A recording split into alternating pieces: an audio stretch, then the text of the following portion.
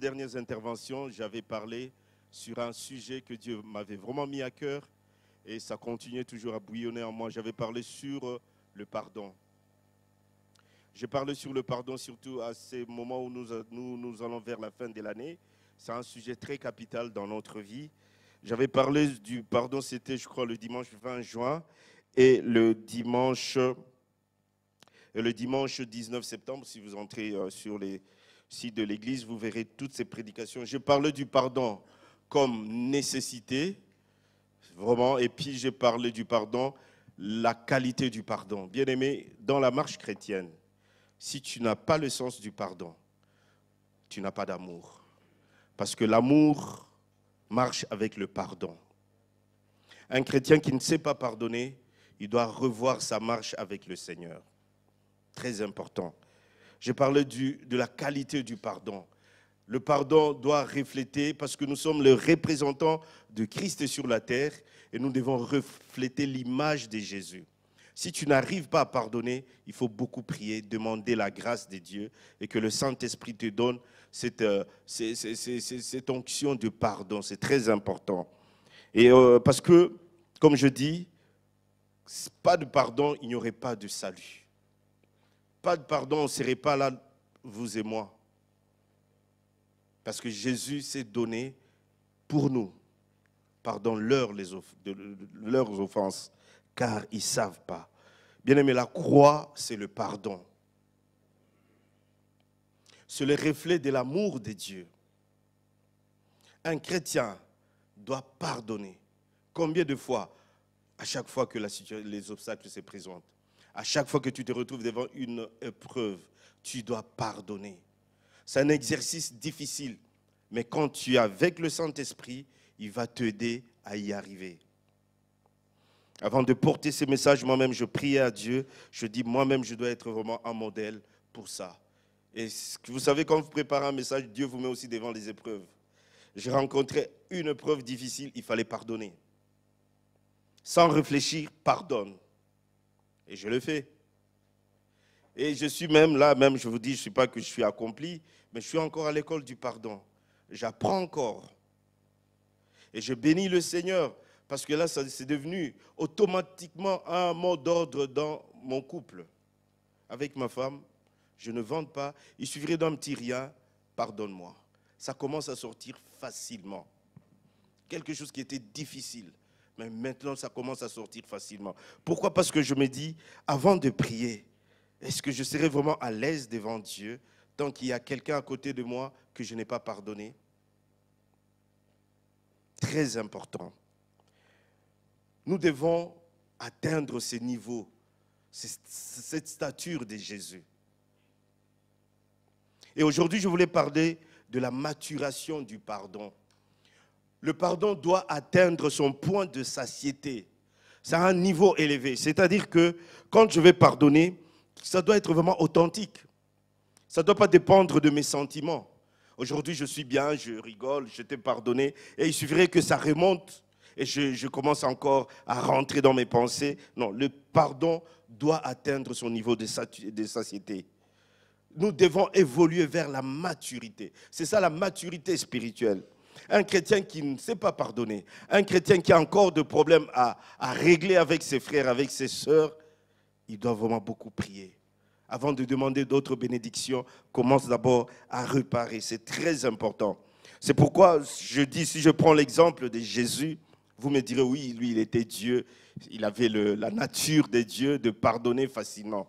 C'est pourquoi aujourd'hui, je voulais vraiment que nous puissions rentrer dans l'Ancien Testament, le premier livre de la Bible, le premier livre, le livre du commencement qu'on appelle la Genèse. Et nous verrons que pour Dieu, le pardon est très important. Ça a été même traité dans le livre de Genèse. Un quart de livre de Genèse parle de la vie de ce jeune homme de 17 ans. Joseph. Joseph se retrouvant devant un environnement, un climat, une famille compliquée. Une famille très compliquée. Il devait faire face à beaucoup bien de choses. Joseph signifie Dieu ajoute. Est-ce que tu es une valeur ajoutée pour Dieu? Est-ce que tu t'es dit, là franchement, je suis une valeur ajoutée pour Dieu? Nous devons être des valeurs ajoutées pour Dieu et pour la société. C'est-à-dire que quand tu arrives quelque part, tu apportes la paix, la vie. C'est très important. Nous devons être de référence. Nous sommes le miroir des dieux sur la terre. Les ambassadeurs des dieux. Est-ce que notre plaisir, c'est juste de venir à l'église et on a de comptes à régler, à pardonner avec des gens? Quand nous rentrons dans les livres de Genèse, nous voyons l'histoire de Joseph. Déjà, de par son père, c'était déjà un père compliqué. Usurpateur, Jacob, avant que Dieu change son nom en Israël. Il accepte de prendre le droit d'aînesse de son grand frère. Vous voyez déjà les intentions. Il ne s'arrête pas là. Avec l'arrangement de sa mère, il vole les bénédictions de son grand frère Ésaü. Une vie compliquée. Ça commence déjà là. Et il quitte là, il va chez Laban. Il servait Laban. Laban, c'était son oncle. C'était le frère de sa mère. À l'époque, il s'est marié. Il arrive chez Laban et il commence à travailler. Et il a connu aussi des problèmes. Il tombe amoureux de Rachel, la fille de Laban, sa cousine. Et pendant les mariages, on lui présente Léa. On enlève le voile. Ce n'était pas Rachel, c'était Léa. Compliqué. Et il a commencé à avoir des enfants. On lui a donné Léa. Et Dieu a commencé à bénir. C'était une famille de défis. Léa commençait à défier sa sœur, c'est-à-dire que ça devient comme une pondeuse. Moi, je fais un enfant, toi, tu fais... En fait, c'était des paris dans cette famille. Nous voyons bien, Léa, Jacob, le père de Joseph, avait 4 femmes, dont 2 servantes, une servante de Léa et une servante de Rachel. Et il a eu 12 enfants, au total 13. 12 fils et une fille, Dina, leur sœur qui a été abusée aussi. Vous voyez dans quelle atmosphère, dans quel climat Joseph vivait. Et lui, il était l'avant-dernier. Parce que sa mère Rachel l'a eu vers la fin de la vie. Léa a eu Ruben, l'aîné de tous le fils de Jacob, Israël. Il y a eu Siméon, Lévi, Judas, Issachar, Zabulon et Dina, la fille. Léa, tellement qu'elle se sentait, elle n'était pas aimée par Jacob. Pour elle, c'était que je dois faire des enfants pour que le mari m'aime. C'était ça. Elle ne s'est pas arrêtée là. Et elle prend sa servante maintenant, Zilpa, qu'elle donne à son mari. Waouh! Quelle société! Aujourd'hui, tu entends ton mari, tu fais une scène de jalousie, mais tu donnes. Et c'est ce que l'erreur Sarah avait fait aussi quand elle a donné sa servante à Abraham. Et mais le gars de l'Ancien Testament, les patriarches, ils ne refusaient pas aussi. Hein. Et directement, il prend la femme.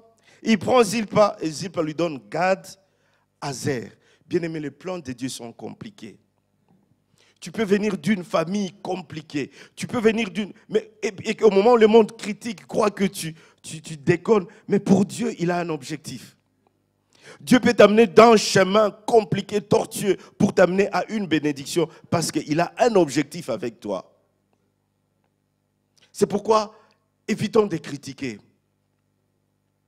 Évitons de critiquer, évitons d'avoir de préjugés ou de jugements sur quelqu'un. Parce que les plans de Dieu sont insondables. Et de là, Rachel, la bien-aimée de Jacob, n'arrivait pas à concevoir. Et elle commençait à faire de problèmes à Jacob. Donne-moi un enfant. Et Jacob s'est pris, mais est-ce que moi je suis Dieu? C'est Dieu qui donne. Pourquoi? Parce qu'elle voyait sa rivale, sa grande sœur. Donc Jacob est venu mettre du trouble dans la famille d'autrui, qui est sa famille même. parce que c'était ses cousines. Elle a pris, comme elle n'arrivait pas à concevoir, elle a pris sa servante, Bila, qui donne à Jacob Dan et Nephtali. Vous imaginez une famille pareille, c'est là où Dieu va créer les 12 tribus d'Israël. C'est un Dieu de grâce. Mais Dieu, il est tellement bon, il a ouvert les entrailles de Rachel, il lui donne Joseph. Et c'est là encore, Rachel dira, Dieu ajoute. Et puis de Joseph, il vient encore Benjamin. Et Joseph, il se retrouve devant une famille, il avait des grands frères. Et son père, tellement qu'il a eu dans la vieillesse, il lui a donné, il aimait plus. Bien aimé le parent. Chaque parent, tu as un enfant que tu aimes plus que les autres. Mais il faut savoir équilibrer. Parce que tu ne sais pas au fond du cœur de l'enfant, qu'est-ce que ça crée. On entend souvent l'enfant dire, ah oui, si elle lui demande, ou si elle demande, on lui donne directement. Mais si c'est moi, c'est très dangereux. Ça crée une jalousie innocente, sans qu'on s'en rende compte. Alors le père aimait tellement Joseph. Il lui a donné un habit multicolore. Quand la Bible dit multicolore, c'est que les autres étaient de couleur normale. Le père, sans le savoir, il proclamait déjà la royauté de Joseph. Il sentait déjà en Joseph quelque chose de bien. Joseph vivait dans cette famille. Il attendait tout. Est-ce qu'on peut me lancer Genèse 37, versets 2 à 4. Joseph vivait dans une famille compliquée. Il était haï de ses frères. Ce n'est pas tout simplement à cause de la robe. Tout a commencé déjà dès le début. Il est venu après, son père l'aimait, et je crois que le père le traitait autrement. Parce qu'on le voit même que quand ses frères sont allés paître le bétail de son père, lui il était resté. Et son père l'a envoyé pour aller voir comment s'est porté ses frères. Ésaïe 37, versets 2 à 4. Voici la postérité de Jacob. Joseph, âgé de 17 ans, merci maman Andrea, on respecte la parole, faisait paître le troupeau avec ses frères.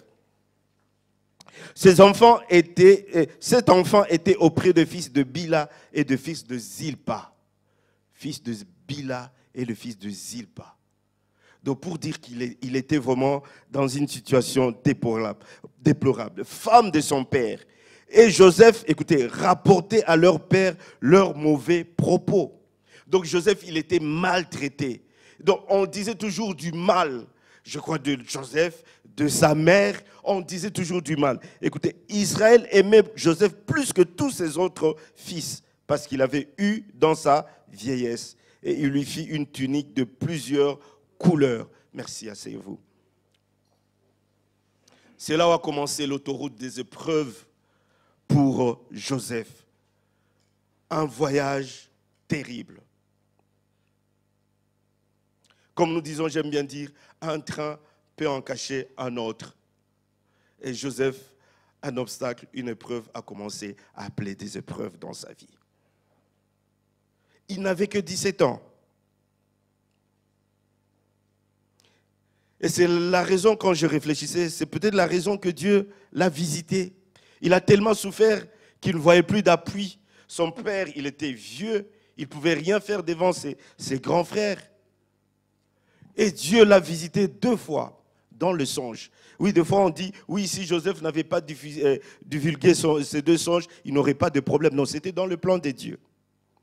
Non, il n'était pas discret, non, c'était dans le plan de Dieu pour signifier, voilà, que vous me maltraitez, mais j'ai un Dieu quand même qui est là avec moi.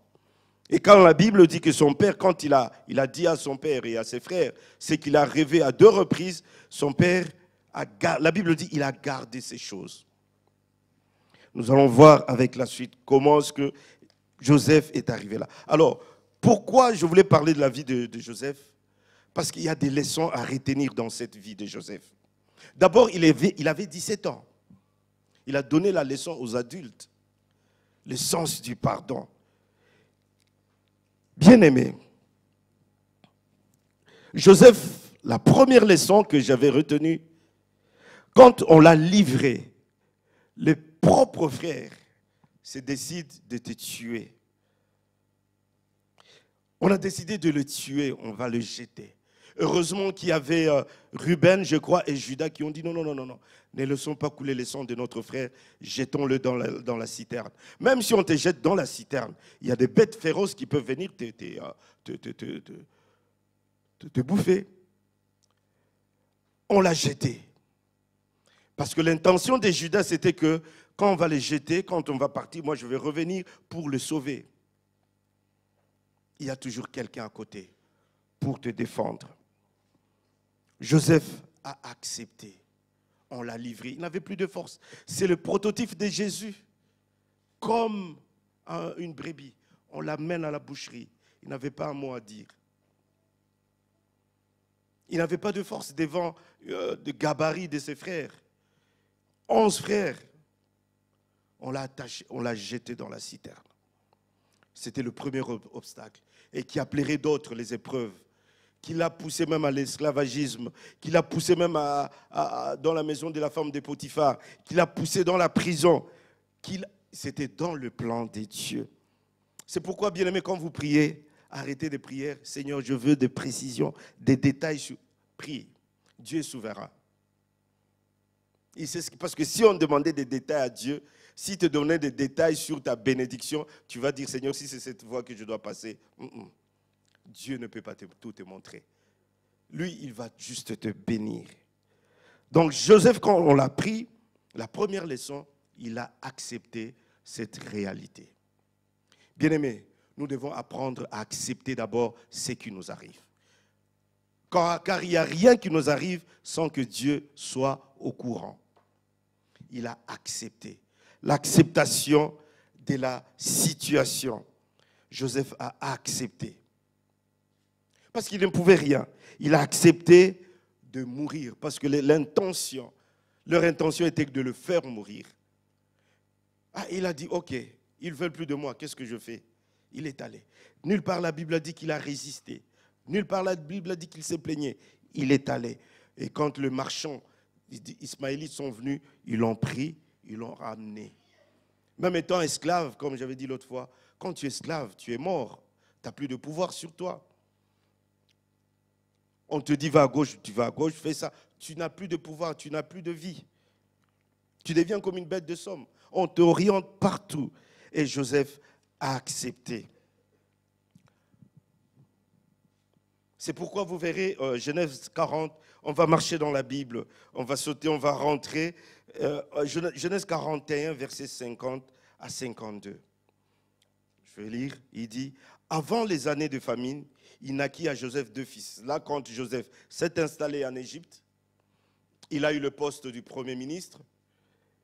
Il a pris la femme Asnath et qu'il a eu 2 enfants.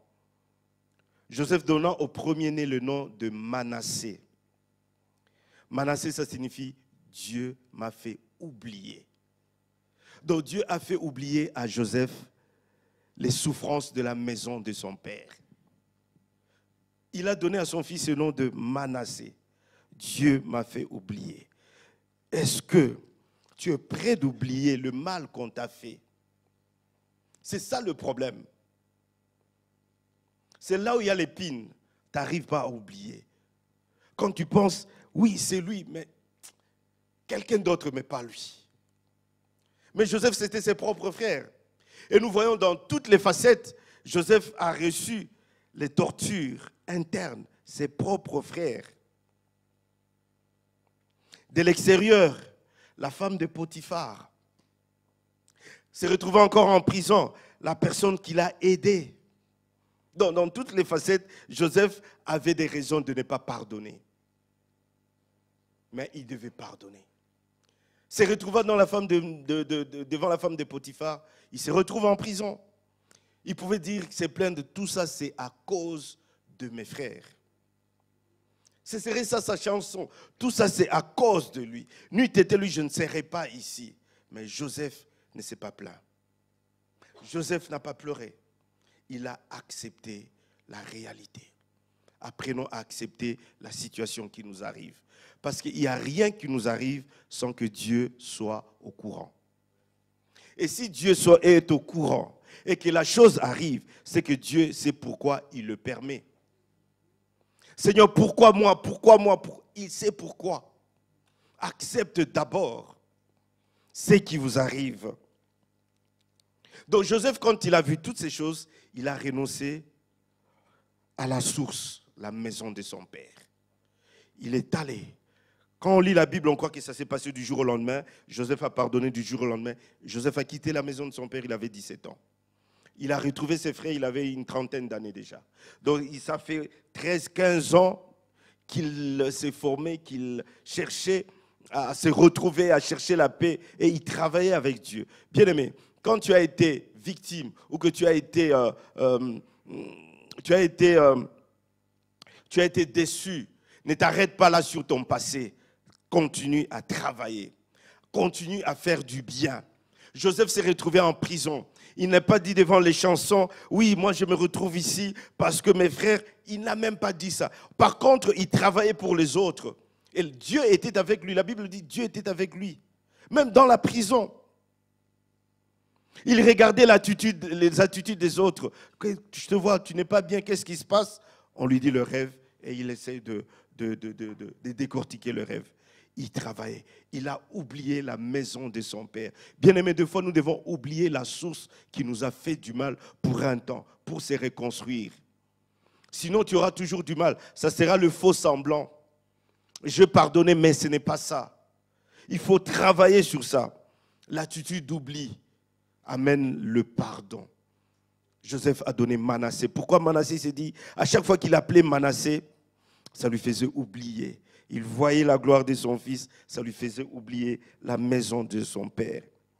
Alléluia. Genèse 40, versets 14 à 15.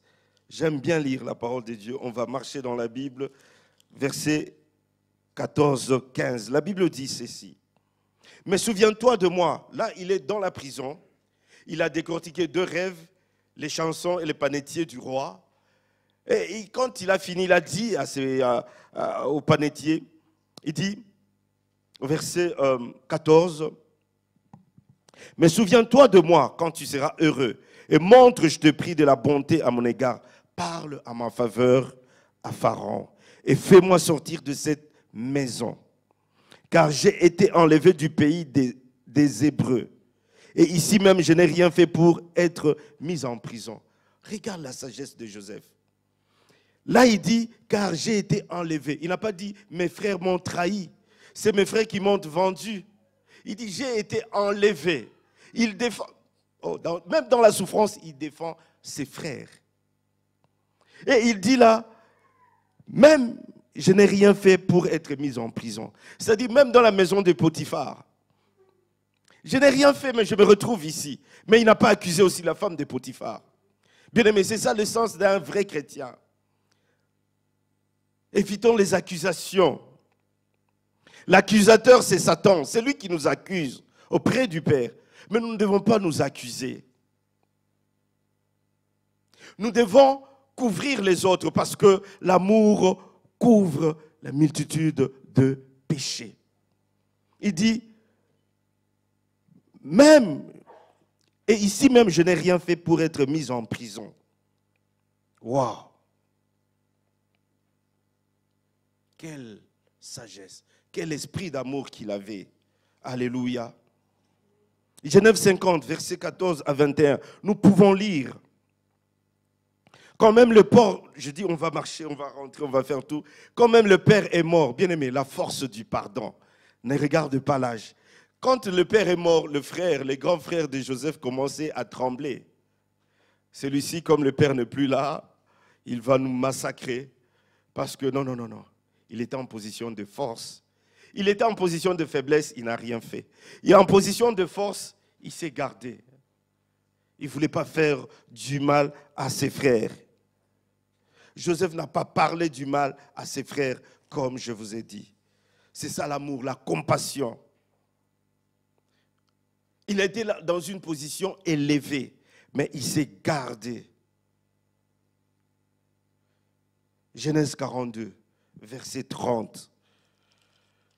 Verset 30. Qu'est-ce que la Bible dit? L'homme qui est le Seigneur du pays nous a parlé durement et il nous a pris pour des espions. Ça, maintenant, c'est les frères de Joseph. Quand la famine est entrée dans leur pays, ils devaient aller s'approvisionner. Joseph a reconnu que c'était ses frères. Écoutez ce que les frères disent. Les frères, les Zabulons, tout ça, le costaud, il dit, l'homme qui est qui? Le Seigneur du pays. Waouh! Ça rappelle quoi? La robe multicolore que lui a revêtue son père. Il nous a parlé durement. C'était une façon de s'approcher d'eux, de savoir leurs conditions. Et de là aussi, Joseph aura un deuxième fils qui s'appelait, voilà, Ephraïm. Pourquoi Nephtali me vient dans la tête? Ephraïm. Ephraïm, ça signifie fécond, prospérité. Dieu m'a rendu fécond. Dieu m'a béni. C'est-à-dire que Manassé représentait le passé. Ephraïm représentait le présent et l'avenir. Bien-aimé, il faut savoir mettre un train, il faut mettre une barrière entre le passé et le présent. C'est-à-dire quand il appelait Manassé, il se souvenait de ce qu'on lui a fait, mais il rentrait quand il appelait Ephraïm, il voyait la gloire de Dieu qui s'est présentée devant lui. Alléluia. Bien-aimé, nulle part Joseph s'est plaint quand on l'a livré par ses frères. Nulle part Joseph a pleuré quand il s'est retrouvé devant la femme de Potiphar. Nulle part quand on l'a trahi encore en prison, il s'est plaint, il a commencé à pleurer. Le seul moment que Joseph a pleuré, c'est quand il a vu ses frères. Or, quand tu ne sais pas pardonner, quand tu vois le bourreau, celui qui t'a fait du mal, ça te remonte le souvenir, tu as envie de faire n'importe quoi. Mais lui, l'amour était au-dessus de tout. Il a vu ses frères. Il a pensé à ses frères. Plus encore, il a pensé à son jeune frère qu'il n'a pas vraiment connu parce qu'il est parti, Benjamin. Il a pleuré. Et c'était toute Égypte, ils étaient étonnés. Il n'a jamais parlé de la situation de sa famille. Et c'est là ça criait maintenant, le frère de Joseph sont là. Ben, vous imaginez s'il parlait du mal de ses frères et que tous ces Égyptiens ont reconnu que ce sont ceux qui ont fait du mal à notre chef, je crois qu'ils ne prenaient même pas le vivre. Hein. On allait même le tuer. Mais Joseph a parlé du bien de sa famille. L'amour et le pardon, c'est la pièce maîtresse de l'amour. La maturation du pardon demande à ce que nous soyons au-delà, au-dessus des épreuves, au-dessus du mal qu'on nous a fait, au-dessus de l'amertume. Alléluia. Genèse 31, versets 52 et verset 54. Il faut qu'il y ait la paix. Si tu n'as pas la paix et que tu n'arrives pas à pardonner, c'est que tu as l'épée qui est encore en toi. L'épée qu'on t'a donnée qui saigne encore. Tu dois enlever cette épée pour que tu aies la paix de Dieu. Pour pardonner. Genèse 31, verset 52 et verset 54. Écoutez ce que la Bible dit.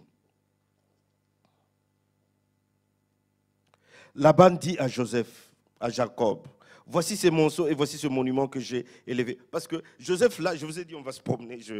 Joseph a eu des problèmes avec son beau-père. Il voulait fuir, il voulait partir parce que 10 fois, il a changé son salaire. Ses cousins, le fils de Laban, commençaient à le regarder d'un mauvais œil. Et puis, ça créait beaucoup de problèmes. Il voulait partir. Ben, il ne pouvait pas partir comme ça. Il faut trouver la paix. Bien-aimé, partout où tu passes, même si ça marche mal, même si ça tourne mal, laisse la paix. Nous sommes le porteur de paix. Nous sommes le 5e évangile.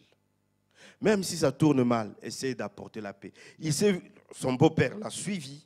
Et là, quand vous allez lire, ils ont trouvé la paix. Mais son beau-père lui dit, mais pourquoi tu pars comme un voleur? Parce Jacob avait encore cet esprit d'usurpateur. Il fallait qu'il enlève ça. Il dit, viens, on va arranger. Et ils ont mangé, quand vous lisez le passage, et ils ont trouvé la paix. Ils se sont séparés en paix. Nous devons aider à porter la paix partout où nous passons. Alléluia. Parce que quand tu apportes la paix, c'est là où va venir la guérison. Si tu n'as pas la paix, ça va continuer toujours à saigner. L'épée sera toujours là. Il faut chercher la paix. Et que quand tu as la paix, il y a la guérison qui entre et maintenant c'est la restauration. Les choses rentrent en place et les sentiments deviennent nouveaux. Nouveauté de vie. Alléluia. Donc Manassé demande l'amour. La preuve même que Joseph, quand il a vu ses frères, il a partagé ses biens, l'héritage qu'il a eu.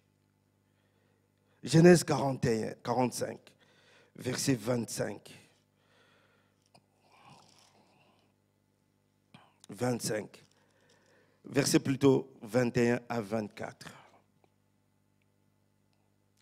Le fils d'Israël firent ainsi. Joseph leur donna des chars selon l'ordre de Pharaon. Il leur donna aussi de provisions pour la route. Il leur donna à tous des vêtements de réchange. Quel amour! Ceux qui t'ont fait du mal. Vous avez déchiré ma robe de couleur. Mais moi maintenant je ne vous donne pas une robe, je vous donne plusieurs vêtements.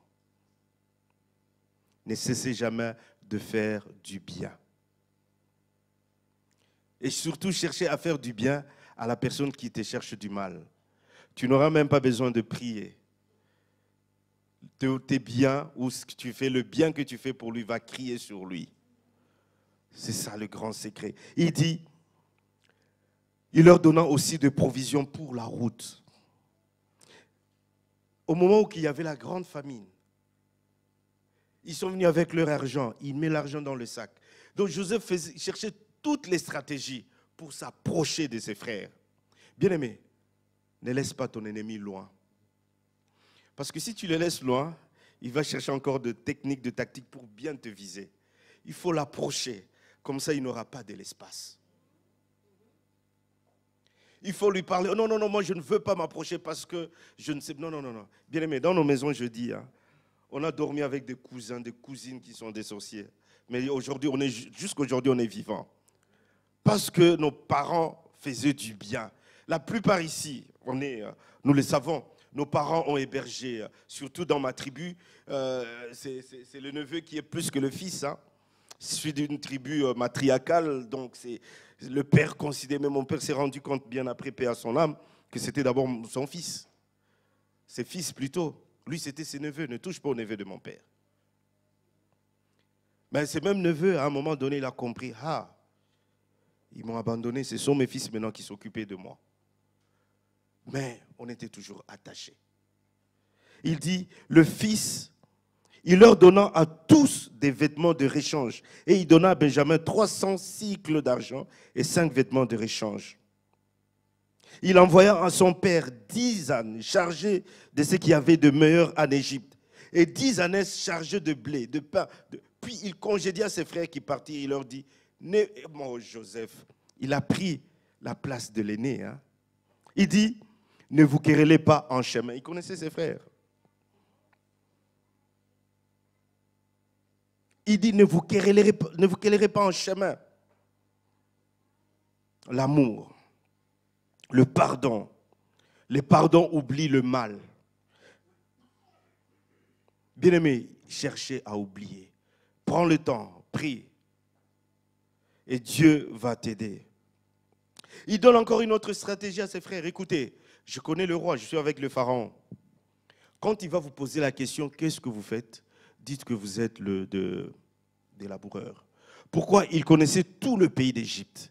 Et il sait que si vous dites que vous êtes de paysans, le roi va vous mettre dans un endroit paisible. Quel amour! Il a cherché à tout prix pour bien arranger les choses, pour que sa famille soit à l'abri. Nous voyons même l'attitude d'Abraham avec son neveu Lot. Ils se sont séparés. Mais quand Dieu a envoyé ses serviteurs pour annoncer qu'il va détruire Sodome et Gomorrhe, Lot s'est retrouvé il était dans ce pays, dans Sodome. Mais Abraham, sachant que son neveu est là, il a commencé à intercéder pour son neveu. Il a commencé à négocier avec Dieu. Ben, il pouvait se dire, oui, Lot, avec ses serviteurs, il voulait montrer que c'est moi qui l'ai élevé, mais voilà, moi je suis son oncle, comme on aime bien, je suis son oncle. Voilà, il a subi ce qui... Non, non, non. Il a commencé à négocier pour son neveu. Et lui-même, Lot, ne savait pas qu'il y avait quelqu'un qui intercédait pour lui. Bien-aimé, intercède pour tes ennemis. Intercède pour tes détracteurs. Une bonne intercession, que Dieu le bénisse. Pas de faux semblant, Dieu, oui, bénis, mais au fond de toi, non, non. Dieu bénit-le. Il dresse devant nous une table en face de nos ennemis. C'est-à-dire que si Dieu le bénit, dis-toi que Dieu va te bénir encore plus. Très important. Alléluia.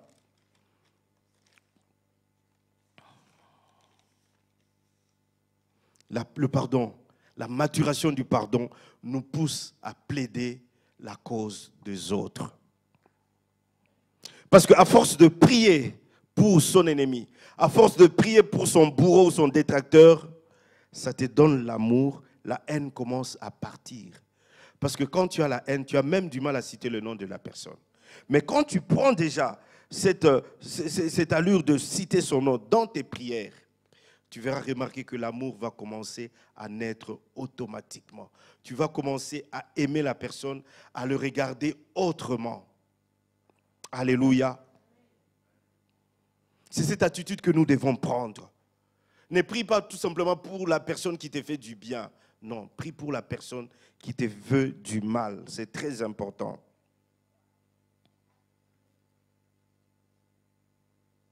Nous devons exercer le pardon. Aujourd'hui, peut-être l'on peut dire qu'on a de la compassion. Ah oui, ça lui est arrivé. Gloire à Dieu. Mais au fond, quand on se retire, Maman Andrea, il a eu. Tu vois comment Dieu l'a puni? Tu vois comment Dieu punit? Toi, tu crois qu'il traverse cette situation à cause de ta situation? Non, non, non, non.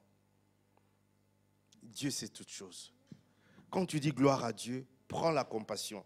Et la compassion, comme j'avais dit l'autre fois, doit être accompagnée par l'émotion. Pas une fausse compassion. Jésus était ému. La compassion doit être accompagnée par l'émotion. C'est-à-dire que, comme dit la Bible, pleurer avec ceux qui pleurent.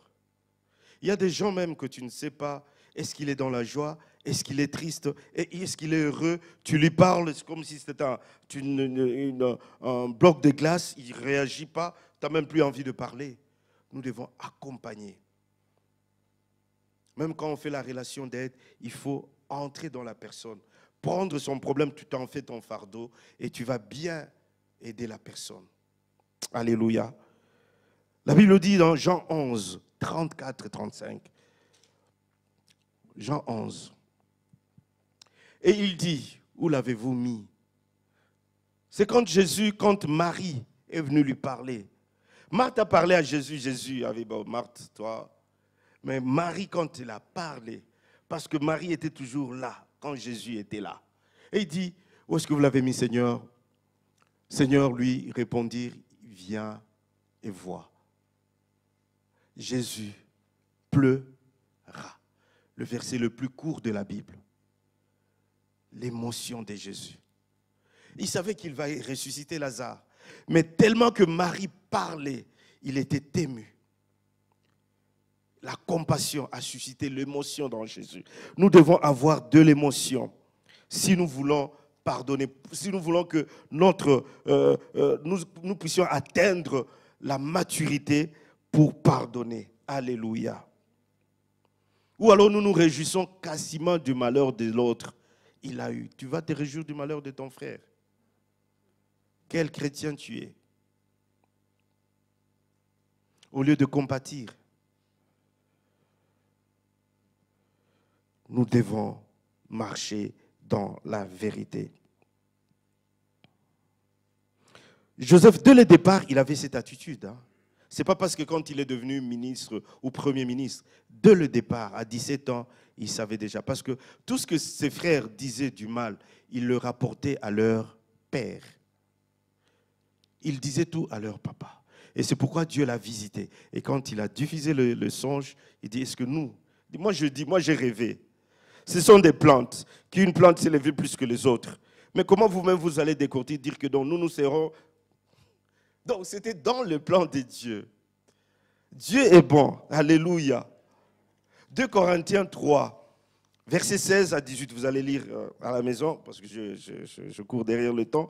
Mais si je prends la version Semeur, le verset 18, il dit ceci.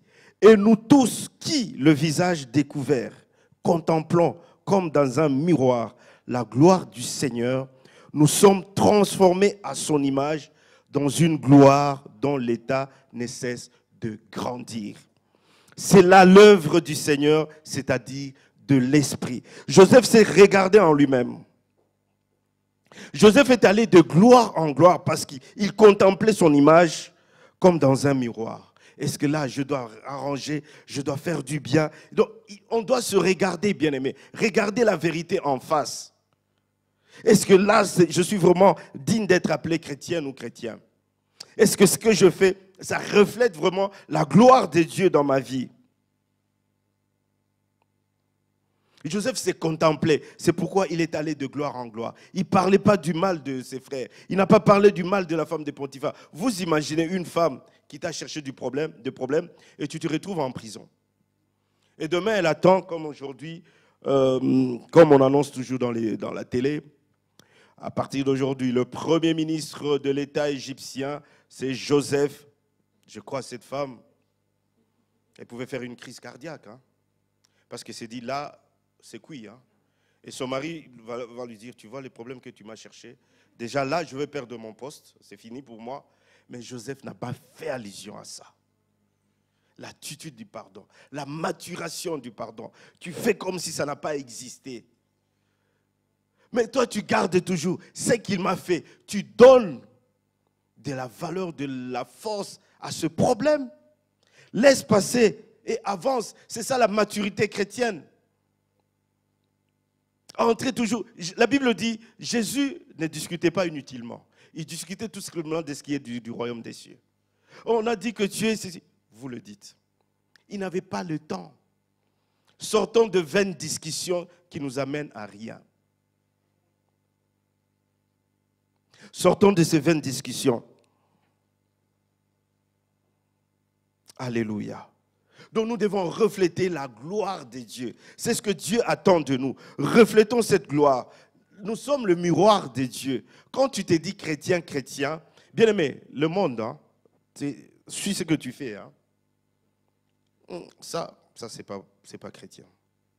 Ça, là, par nos paroles, par nos actes, on nous observe. Bien aimé, le jour où on a commencé à m'appeler pasteur, je n'ai pas aimé. Hein. Parce que c'est une responsabilité. Tu sais, des fois, l'humain joue aussi. Hein. Tu peux être quelque part, tu veux te libérer. Mais tu dis, je porte un nom. Tu regardes tout autour, tu te retiens. Des fois, c'est pourquoi, chez moi à la maison, je m'éclate, je fais parce que là, c'est ma femme, parce qu'à l'extérieur, tu ne peux pas le faire. Ben, en fait, nous avons une responsabilité. Soit, par notre marche, nous allons amener les gens dans le Seigneur et leur montrer la voie du ciel. Soit, par notre comportement, les gens vont dire, c'est ça la vie chrétienne, je préfère rester dans le monde. C'est pourquoi la Bible dit, chacun aura de comptes à rendre à Dieu. Une âme qui est venue dans l'église et elle est partie à cause de toi, prie, récupère cette âme. Car il y a de la joie quand une âme vient dans le Seigneur. Et alors, ça, quand une âme se perd, et à qui revient cette responsabilité? Tu vas endosser la responsabilité. Très important, travaillons pour les âmes. C'est très important. Alléluia. Bien aimé, le péché, ce n'est pas tout simplement le péché de l'iniquité. Le péché, c'est rater le but. Le but que Dieu t'a donné. Joseph ne voulait pas rater le but. S'il s'est dit, bon, il commençait à se plaindre, on l'arrête, je ne partirai pas, je veux me suicider, il allait rater le but que Dieu a prévu pour lui. Et le but de Dieu, ce n'était pas tout simplement de bénir Joseph, mais de bénir Joseph pour sa famille. Jésus est mort, il est allé à la croix, non pas pour lui, mais pour toute l'humanité. Alléluia. C'est ça l'œuvre de la croix. La maturité du pardon. La maturation du pardon plutôt. La maturation du pardon nous demande à ce que nous puissions nous regarder. Nous devons refléter l'image de Dieu en nous. C'est pourquoi au verset Genèse 45, verset 13, qu'est-ce que Joseph dira? Ça j'aime. Racontez à mon père toute ma gloire en Égypte et tout ce que vous avez vu. Et vous ferez descendre ici mon père au plus tôt. Ça c'est de l'orgueil. Hein? Il dit à ses frères, allez raconter à mon père toute la gloire que j'ai. Ce n'est pas de l'orgueil. C'était une façon de dire, je vous avais dit mes deux songes. Allez rappeler à mon père ce que je suis devenu.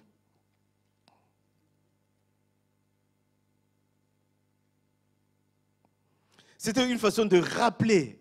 Écoutez, c'est plusieurs années passées, mais voilà ce que Dieu a fait dans ma vie. C'était aussi une façon de dire à ses frères, là j'ai le pouvoir. Parce que après le pharaon, c'est moi. Si je décide qu'on vous décapite, on va le faire. Mais toute la gloire que j'ai, je ne regarde pas ma position élevée. Je vais bien vous traiter. Joseph n'a pas cherché le pourquoi de leur réaction. Il a compris que ça devait passer par là pour qu'ils soient bénis. Les voies de Dieu sont insondables. Si c'est laissé dans l'amertume, dans le chagrin, dans les soucis, dans l'angoisse, il allait rater le but. C'est pourquoi, vu sa gloire, il a donné Manassé. J'arrête mon passé. Le passé n'a plus. Ce n'est pas que oublier la source, oublier la maison de son père, mais oublier les souffrances de cette maison. Alléluia. Gloire à Dieu. Je vais passer à la conclusion. Est-ce que tu as encore ce cœur de pardonner? Qui est-ce que tu dois pardonner? Tu dois pardonner tout le monde. Tes parents, biologiques, spirituels. Tes frères, tes sœurs, biologiques, spirituels. Tes collègues. Nous devons pardonner tout le monde, sans exception. Tu veux avoir Ephraïm? Ta bénédiction tarde. Dieu, est-ce que c'est Satan? Pourquoi? Juste enlever ce point de non-pardon et tu verras que les choses vont bien marcher. Tu as juré, celui-là, jusqu'à ma mort, on ne se parlera pas. Qui es-tu? Mon frère là, il m'a fait tellement du mal, que je ne le pardonnerai pas. Quand je pense à l'argent que j'ai perdu à cause de lui, bien-aimé, nous devons pardonner.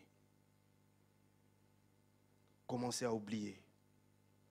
Tu as Manassé, tu vas avoir Ephraïm, mais pour avoir Ephraïm, tu dois avoir Manassé. Et pour avoir Manassé,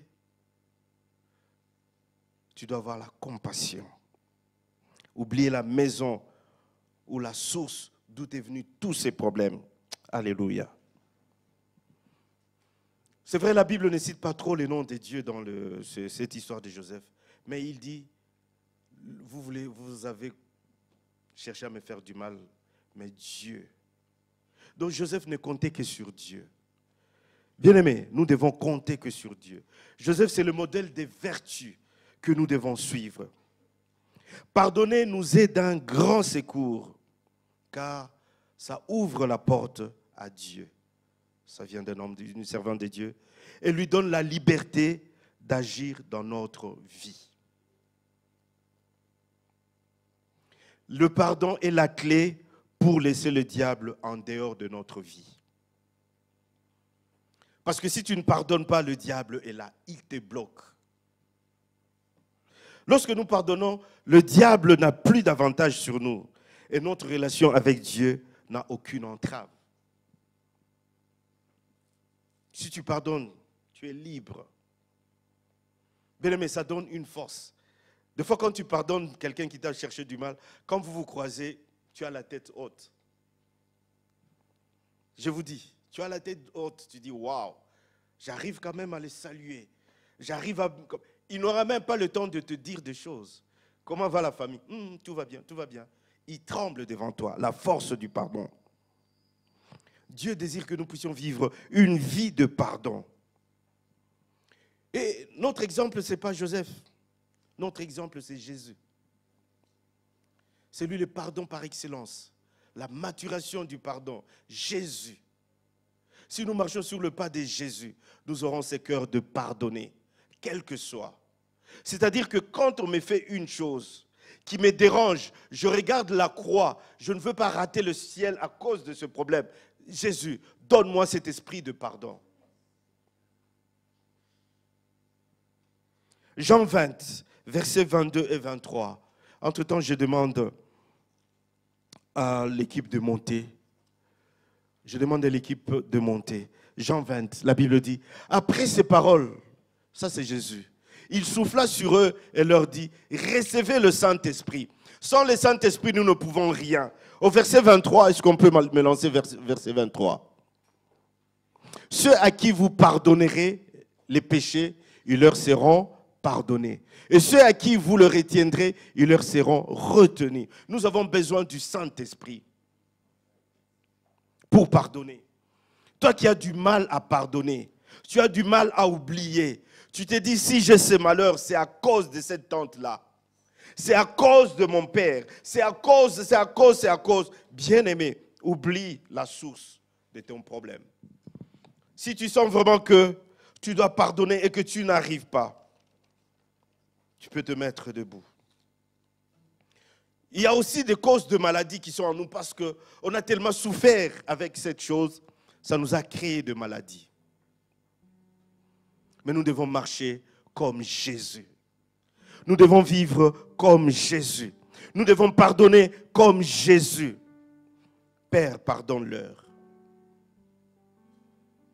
C'est pourquoi quand les disciples viendront, lui dit, apprends-nous à prier.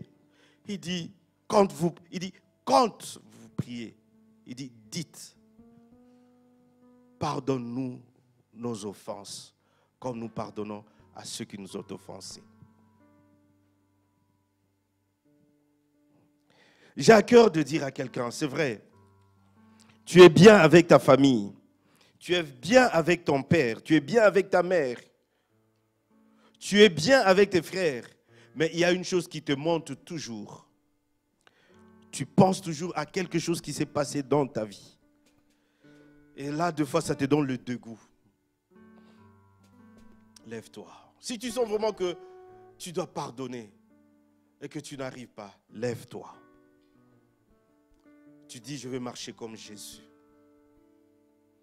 Je vais marcher comme Jésus. Je vais pardonner comme Jésus. On va chanter ces chants. Pendant que je préparais ce message, ces chants me revenaient toujours. Je vais marcher comme Jésus. C'est lui notre référence. Joseph, c'est juste le prototype de Jésus. Mais Jésus, c'est lui notre référence. Est-ce que je peux demander à l'église de s'élever?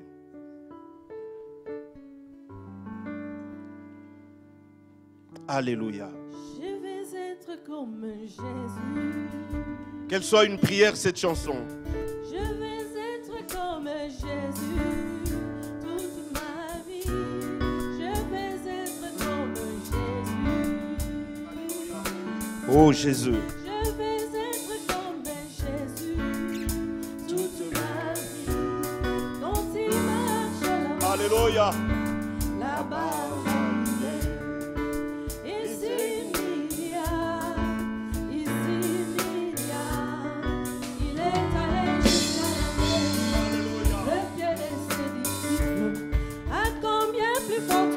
Moi, un homme et les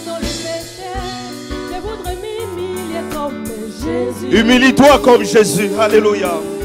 Je vais m'humilier comme Jésus toute ma vie. Je vais m'humilier comme Jésus. Oh, oh, oh. Je vais m'humilier comme Jésus toute ma vie. Yeah. Alléluia. Humilie-toi, Seigneur. Donne-nous l'humilité, Seigneur Jésus. Donne-nous l'esprit d'humilité, Père de gloire, pour que nous arrivions à pardonner. Alléluia. Seigneur, cet esprit d'humilité, demande l'esprit d'humilité, demande l'esprit de pardon, le Saint-Esprit, Alléluia. Quand il marche là-bas en Galilée, il prie à son cesse, lui qui était la parole faite chair, à combien plus forte sont moi et l'emmêlé dans les péchés. Je vais prier comme Jésus. Oui, je veux prier comme toi, Seigneur Jésus. Et Kamanda Sabra, Sayarebosh. Jésus, toute ma vie, je vais prier comme Jésus. Oh, oh, oh, je vais prier comme Jésus, toute ma vie, je vais m'humilier comme Jésus. Oh Jésus, je vais pardonner comme Oui, Seigneur, je vais pardonner comme toi, Seigneur Jésus.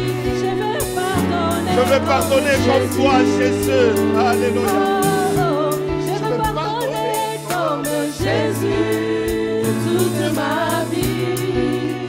Saint-Esprit, Demande au Saint-Esprit de t'aider, transforme-moi, qu'il te transforme, change-moi, qu'il te change. je veux être comme Jésus. Saint-Esprit, Demande au Saint-Esprit de te visiter. transforme-moi, change-moi. Je veux être comme Jésus, Saint-Esprit, Saint-Esprit, transforme-moi, change-moi, je veux être comme Jésus, Saint-Esprit, transforme-moi, change-moi, je veux être comme Jésus. Demande au Saint-Esprit. Demande au Saint-Esprit. Demande au Saint-Esprit de te transformer au nom de Jésus.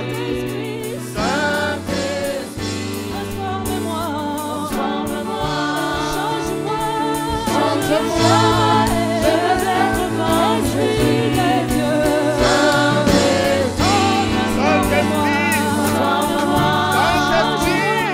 change-moi, je veux être comme Jésus de pardon. demande au Saint-Esprit. Change-moi. Je veux être comme Jésus. Je veux être comme Jésus. Je veux être comme Jésus. Oh, je veux être comme Jésus. Oh, j'en prie. Je veux être comme Jésus. Oh, je veux prier comme Jésus. Oh, je vais pardonner comme Jésus.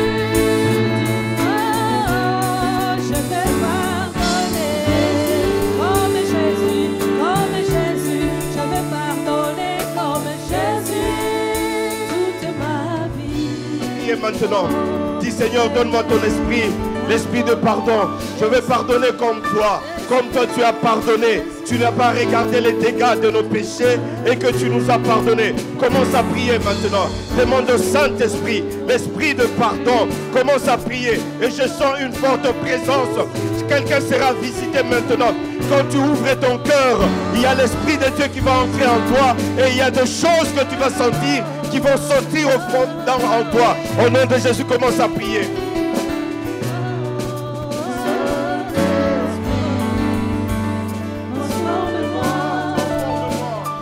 Change-moi, je veux être comme Jésus. Saint-Esprit. Saint-Esprit, Commence à prier, bien-aimé. Élève ta voix. Et Baba Robo Shata. Repose à ta maman, Je veux être comme Jésus. Saint-Esprit, Saint-Esprit, transforme-moi. transforme-moi, Change-moi. change-moi. Je veux être comme Jésus. Saint-Esprit, Saint-Esprit de Dieu, transforme-moi.